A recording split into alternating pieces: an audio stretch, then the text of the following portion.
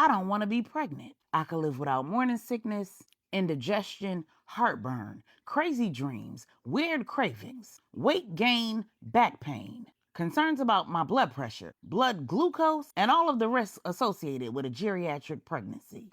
This is Bedtime Stories, Grown-Up Edition, Dreams and Nightmares, Part 4. When we left off, the Queen Mother had given Anya some sound advice. After Anya had confided in her that the app on her cell phone had been running all night. It had captured the voices around her and transcribed everything that was said, including everything Easy had said on the flight from Puerto Rico to Texas while she was passed out from getting white girl wasted. The Queen Mother had arrived at Anya's house rather late because she'd been with Maribel and Angela most of the day. She left them at the Lopez estate solely so that she could come and have that conversation with Anya. And when she left to head back there, so that she and Idra could head out. Idra back to St. Lucia with Michael, and she back to Trinidad to run the Baptiste organization.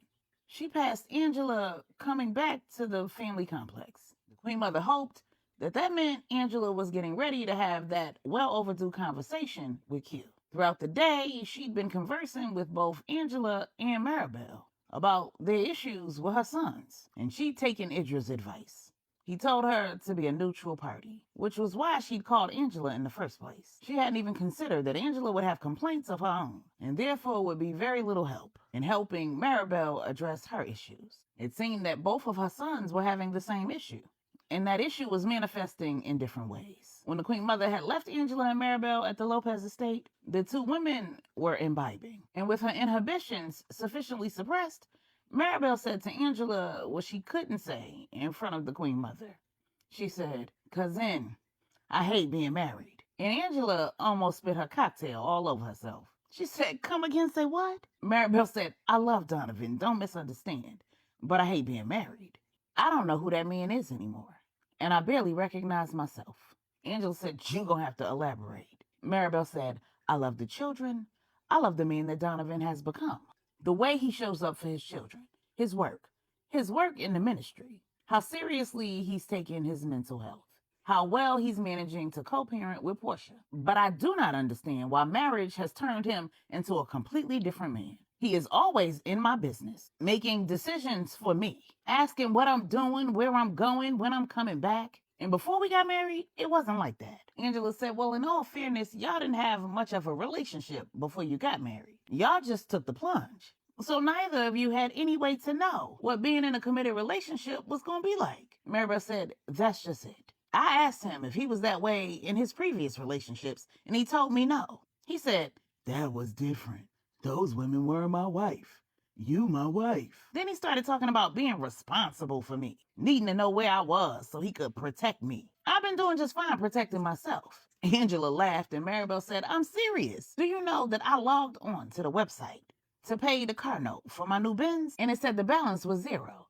I thought maybe the payment just wasn't due yet. Then I dug deeper, and it said the car had been paid off. I thought it was a mistake." Angela said, "Wait a minute, you had payments on a car? Why didn't you just buy it outright?" Maribel said, "Because that's not how I manage my finances. The only money at my disposal is the money I earn. I stopped spending my poppy's money when I got my first real job. Gifts, the bills at this estate when I used to live here. That was one thing. But I had my own place in PR and I paid my own bills." Angela said, "I see. So what happened when you asked Donovan about the car note?" Maribel said, "That man said that I was his responsibility and so were any bills that came in the mailbox." Angela said, "I don't see the problem. Most women want a man who will protect and provide." Maribel said, "I never needed that. I never asked him to do that. I told him what I need. I need a partner. I need autonomy. I need him to discuss things with me before he makes decisions. All I really need is for him to love me. I can pay my own bills, buy my own cars." Angela said, "Well, maybe that's one of the ways that he shows his love." Maribel said, "And I received that. But what I need and what he's giving are not one and the same. I take a lot less providing and protecting and a whole lot more romance and communication. If he wants to take care of somebody, he got 3 kids. That should fulfill that need for him." Angela asked, "Are the children an issue?" Maribel said, "No. I love helping him care for his children. But that's just it. I can't turn off the switch in my brain that sees it as me helping him take care of his children. They're not mine, Angela. I love them with everything I have, but I'm not a mother. It's barely been a little over a year since I went from an empty house to a very full one, and I enjoy taking care of the children. I love doing things with them. I love teaching them things and seeing them use the things I've taught them. But only Bella and Chance even have the capacity for that. Justice is a baby. I'm not spending time with him and teaching him things. I'm just raising him.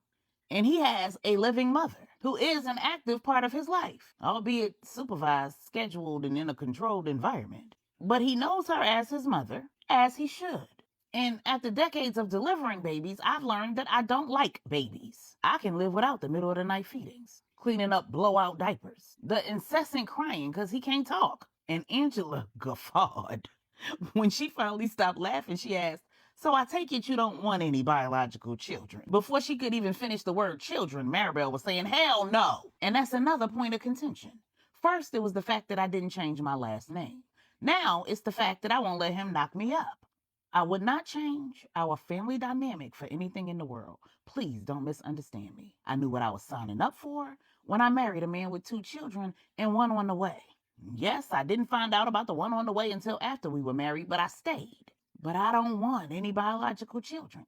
I don't want to be pregnant. I could live without morning sickness, indigestion, heartburn, crazy dreams, weird cravings, weight gain, back pain, concerns about my blood pressure, blood glucose, and all of the risks associated with a geriatric pregnancy. Angela said, "Geriatric?" Maribel said, "Yes, that's what it's called when a woman over the age of 39 gets pregnant."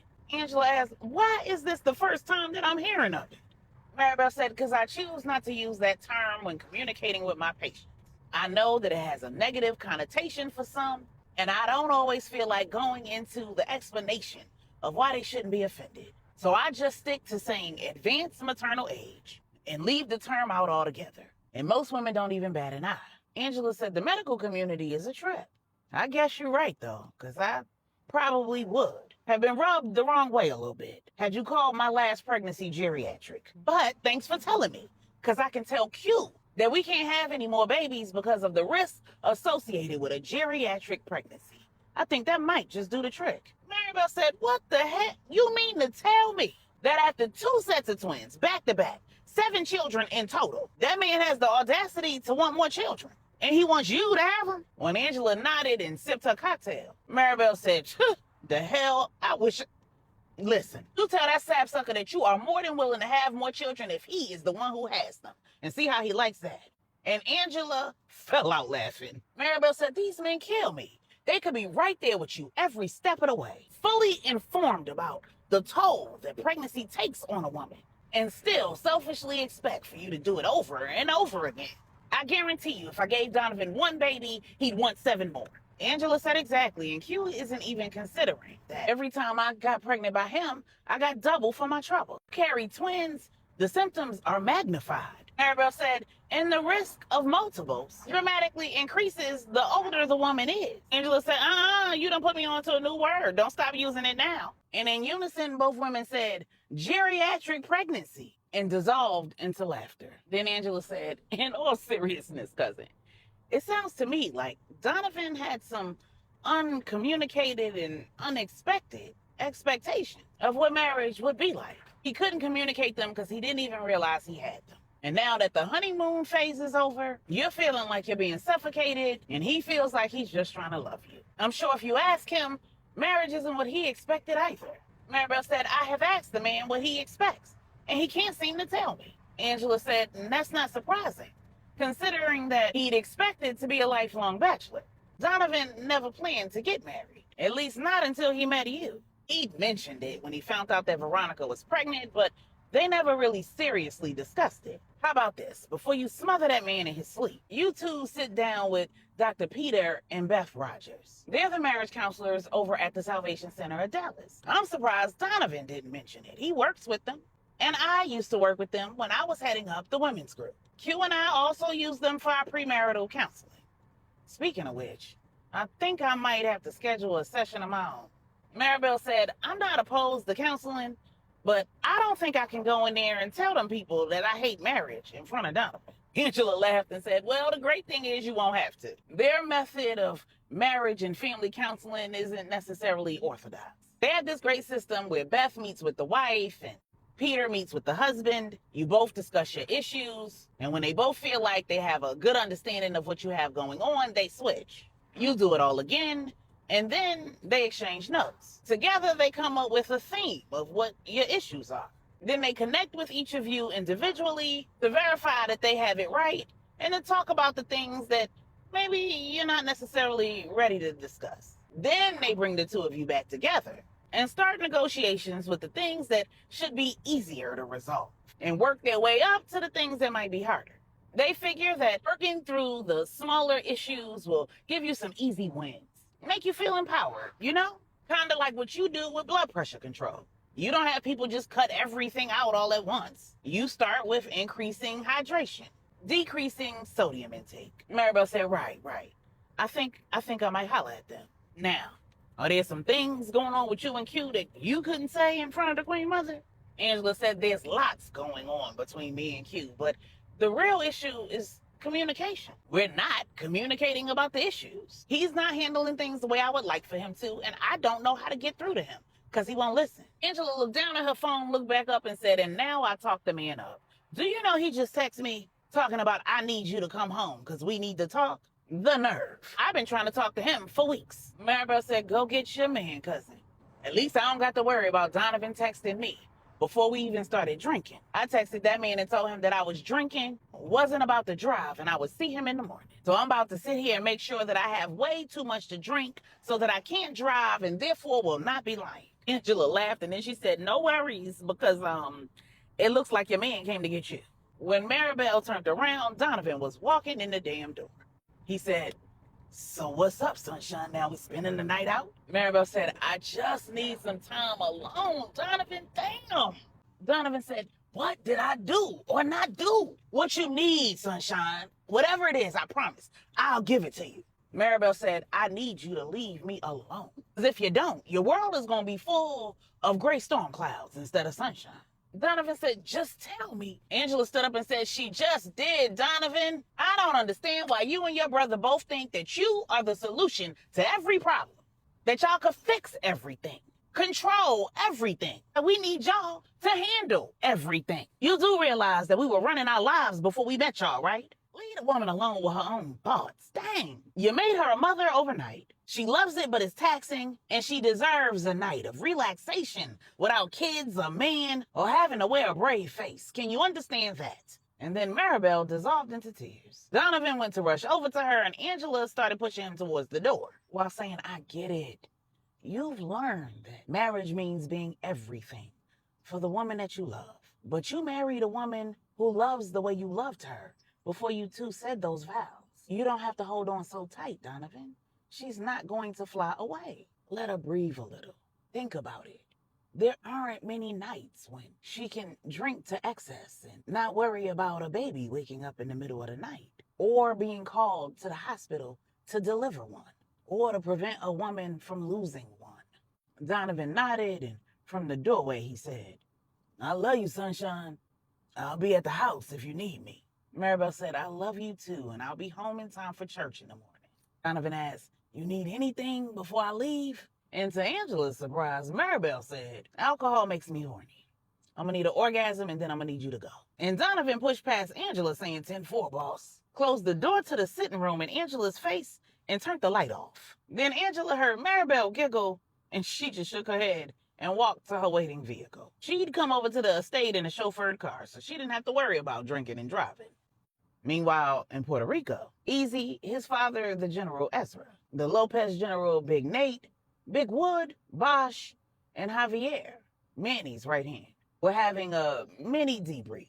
Amongst the 6 men, Lyric's past was no longer a secret. They'd all agreed, though, that other than Saint, because he was the head in training of the St. James organization, and Q, because he was the current head of that organization, no one else could know, and they wouldn't tell them. When all eyes went to Big Wood, he didn't even have to ask why. He said, LJ has his suspicions. He's tried to find out on his own, and he's accepted that Unless he asks her himself, he may never know. He understands why. He's not gonna ask me. Then he looked at Bosch and said, I take it that this is the cause of your delay. Referring to the fact that Bosch hadn't readily accepted Saint's job offer. When Bosch nodded, Big Wood said, You are a good man. You always have been. When Bosch went to ask Big Wood if he was the one who'd asked Saint to offer him the job in the first place, Big Wood said, I've spoken with Saint, but I wasn't the one who even suggested you for the job. I think it's a good idea for obvious reasons. Then Bosch said, I've spoken to Saint. He doesn't know the identity of the woman or the details, but he knows that I absolutely want the job and I plan to take it as soon as possible. Then Javier said, and I will explain to Saint that I asked Bosch to continue supporting Lyric, and I've tasked him with finding every single person who was involved because she isn't truly going to feel safe until they're all dead. Bosch said, and it looks like that'll be handled sooner rather than later. Easy said, I still can't believe that a St. James soldier was involved with traffickers and we didn't even know. Wood said, he wasn't. He was a customer. Big Nate said, you don't come into contact with a woman of Lyric's caliber, street walking or in a brothel. Javier said, she was in a high-class, exclusive environment that was only available to movers and shakers. He was the guest of one of our allies. He'd been on an assignment where he'd worked with a team that included men and women from that ally. He was in a pseudo-leadership role. He'd done a good job, and he and his counterpart within that allied organization were rewarded with a night at a club in Cali, the very high-class exclusive club where Lyric was being forced to perform. Bosch said, exactly, and I have a plan. Meanwhile, in Miami, Catherine is ecstatic to finally be home. Unfortunately, though, home was not home. When she got back to the St. James estate, she found that everything that belonged to her that was in her suite of rooms had been packed up and moved to one of the guest houses. Most of the staff that she'd hired had either been replaced or informed that she was no longer giving orders. She had to go through Natalia to get everything she wanted, and a great deal of what she requested was denied. She was so hot, she jumped in a chauffeured car and had the driver take her to the cabin. When she got there, she discovered that her code didn't unlock the door. And when she went to call Saint, he informed her that the cabin no longer belonged to the St. James portfolio. Catherine said, I understand that you own it now, that you are the head in training. Saint said, no, you've misunderstood. I own it now because I own it, separate and apart from the St. James organization. Natalia procured it for me while I was incarcerated. But if you prefer to stay there, instead of staying at the guest house, you certainly can. You'll have to use one of the guest rooms, though, because the master suite is off limits. Catherine said, fine, but it'll only be temporary. I'll just buy my own damn house. She hung up, and then she decided that she should probably check her accounts to make sure she could buy her own house. For all she knew, Saint could have taken her money just like he'd taken every damn thing else. When she went to log into the website for the bank where most of the accounts were held, she found that her login didn't work. She did not have time for this mess. This damn boy had gone too far. Before she could call him and cuss him slam out, he pulled up, walked up to the door into the code, and walked into the cabin. She walked in behind him. They made eye contact, and he said, what's the problem? What didn't you understand when I sat at that round table and said that you'd been stripped of your position and all power? Catherine said, I didn't know that that included you taking all of my money. Saint said, I didn't take anything. I assumed responsibility for all of the money and assets that belong to the St. James organization. You've lost carte blanche access to those assets because you are no longer in power. Checks and balances, Catherine.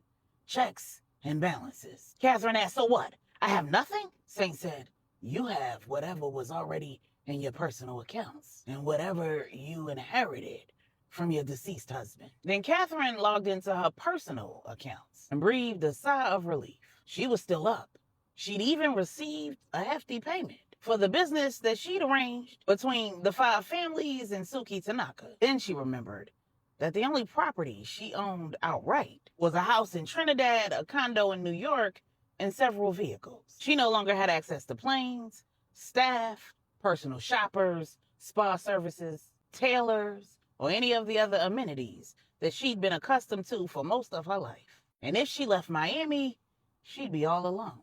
Sane interrupted her musings, saying, "You do have options, Catherine. You have more than enough to start a new life as a civilian. Or you can accept that things have changed, that the St. James organization will never be what it used to be. You can get in line and help make it better. It's all up to you. Either way, you have 72 hours to decide." Then he gave her a temporary code that would expire in 72 hours and walked out. Catherine was so upset she didn't know what to do with herself. And all of the people that she would normally call to discuss her woes and enlist their help talking her down off a ledge were no longer speaking to her. She was not only no longer in charge, she'd basically been excommunicated. When her phone rang and she saw that it was an international call, she quickly answered. And when she heard Suki Tanaka's voice on the other line, she heard the devil on one shoulder and an angel on the other. And she wasn't quite sure which one she should listen to. Because under the circumstances, she ain't feel no loyalty to the Five Families, the St. James organization, or Saint. When Suki said, "So I understand that you and I are no longer working together. I'm clear on who I'm going to be working with, but I'm not clear on the sudden change." Catherine said, "Let's just say I've fallen out of favor with the new leadership." Suki asked, "So what is the plan? Are you going to take back power by force, or do you plan to just lay down and take it?" Catherine went to respond, and then she came to her senses. She was inside a cabin owned by Saint, talking on a phone that had been in the Five Families' possession for days, right up until she arrived back in Miami. The cabin was under surveillance, and she was sure that her phone was too. Not to mention that the woman on the other line of that phone had told her that she was the only one she would work with when they made their gentlewoman's agreement. But Saint had said she'd reneged, which was why she was still working with the Five Families. So Catherine chose her words wisely. She said, "I have two options. I can walk away and become a civilian, or I can work with Saint. I have several days to decide which I want to do. Since you decided not to honor our gentlewoman's agreement, whatever I decide isn't your concern." Suki said, "Wait a minute now. I did not voluntarily disregard our agreement. I made that agreement in good faith, just like you did. You had no way to know how things would work out on your end, and I had no way to know that your stepson would contact my father directly, inform him of the situation you'd gotten yourself in, and that my father, who is still in charge of the Tanaka Enterprises, would tell me that I needed to go along with whatever your stepson proposed, or else. Just like you, my leadership role is contingent on a man who's actually pulling the strings. When we made that agreement, neither of us were the heads of our respective organizations. We made it under the assumption that we would both remain the puppeteers of those organizations. The minute you lost your ability to do that, you compromised mine. So now we are both operating at the whim of your stepson. Is he the person that you had in mind to take Sincere's place, or did he usurp someone else? Because I still don't know exactly what it is that you did to get yourself in this predicament."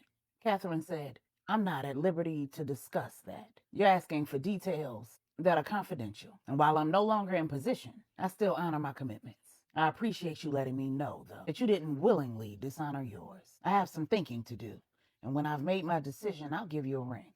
Are you amenable to that?" Suki said, "Absolutely. I don't want us to lose our connection solely because the dynamics of the situation have changed." And Catherine breathed a sigh of relief.